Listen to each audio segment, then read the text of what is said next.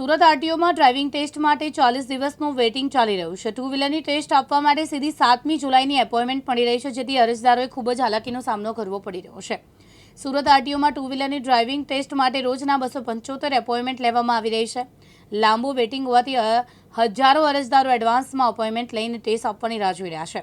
ત્યારે driving test ટ્રેકનો સમય વધારી એપોઇન્ટમેન્ટની સંખ્યા વધારવાની માંગ ઉઠી છે, કારણ કે હાલમાં વેકેશનનો માહોલ ચાલી રહ્યો છે। ત્યારે મોટી સંખ્યામાં વિદ્યાર્થીઓ પણ લર્નિંગ લાયસન્સ કઢાવી રહ્યા છે। તે સાથે ઘણી વખત એવું બનતું હોય કે ઓનલાઈન ફોર્મ ભરવાની સાઇટ પણ બંધ થતી જતી હોય છે।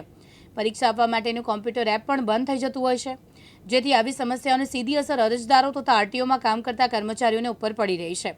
કામનું ભારણ ઘટાડવા માટે આરટીઓ કર્મચારીઓ સવારે 8થી સાંજના 7 વાગ્યા સુધીથી ડ્રાઇવિંગ ટેસ્ટ શરૂ કર્યું છે। હજી આપનું નામ? માહિયાર રતનશાહ પટેલ, ઉપપ્રમુખ Surat district motor driving training school owners association. હાલમાં હાલત એવી છે કે ઘણા છોકરાઓને હાલાકી પડે છે। 40 દિવસનું ટુ વ્હીલરમાં વેઇટિંગ આવી રહેલું છે।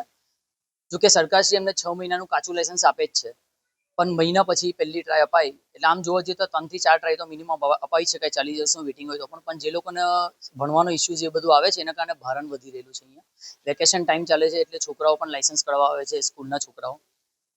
હવે એ સદુપરાંત બી સર્વરના ઇસ્યુઝ પણ આવી રહેલા છે। સર્વરના ઇસ્યુ માટે વારંવાર આરટીઓસી સાહેબ દ્વારા રેગ્યુલર ઈમેલ એનઆઈસીમાં બધે સીઓટીમાં કરવામાં આવે છે, પણ સર્વરના ઇસ્યુઝને કારણે આ લોકો પણ મજબૂર થઈ જાય છે, કારણ કે કામનું ભારણ પણ વધી રહેલું છે અને જેટલું લેટ થશે એટલું કામનું ભારણ આ લોકોનું વધશે ઇન્સ્પેક્ટરોનું। એટલે આરટીઓસીનો કોઈ વાંક જ નથી। સવારના 7, 7:30, 8 વાગ્યાથી ટ્રાય ચાલુ થાય છે, રાતના 7 વાગ્યા સુધી ઓલમોસ્ટ 12 કલાક ટ્રાય લેવાય છે ટુ વ્હીલરની। 40 દિવસના વેઇટિંગ છે એટલે બંને રીતે લોકોને પણ હાલાકી પડે છે અને આરટીઓને પણ હાલાકી પડી રહી છે। સાબિર સૈયદ, દિવ્યાંગ ન્યૂઝ, સુરત।